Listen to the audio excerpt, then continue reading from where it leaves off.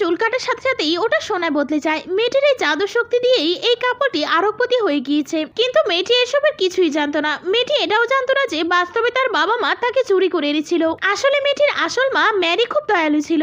একদিন সে রাস্তায় একটা ক্ষুধার্ত বুড়ি মহিলাকে দেখতে পায়। ম্যারি ক্ষুধার্ত বুড়ি মহিলাকে আপ্যায়ন করে বাড়িতে নিয়ে আসে। তারা জানতো না যে এই বুড়ি মহিলা আসলে একটা পরী। বুড়ি মহিলা ম্যারিকে একটা মিট বল খেতে দেয় আর তাকে একটা জাদুর বাচ্চার আশীর্বাদ দেয়। ম্যারি ভেবেছিল বুড়ি মহিলা হয়তো তাকে খুশি করার জন্য এসব বলছে, তাই সে খুশি খুশি ওটা খেয়ে নেয়। কিন্তু যখনই সে ঘুরে দেখে তখনই বুড়ি মহিলা গায়েব হয়ে যায়। কিছুদিন পর ম্যারি সত্যিই প্রেগনেন্ট হয়ে যায় আর সে সুন্দর ফুটফুটে মেয়েকে জন্ম দেয়। মায়া তাকে দেখতে এসেছিল। যখনই ম্যারি ঘরের ভেতরে গিয়েছিল তখন মায়া বাচ্চাটির চুল কেটে ম্যারিকে সাহায্য করছিল। আর তখনই সে জানতে পারে কাটা চুলগুলো সোনার হয়ে যাচ্ছে। সে যাচাই করার জন্য চুলগুলোকে একটা সোনার দোকানে নিয়ে আসে।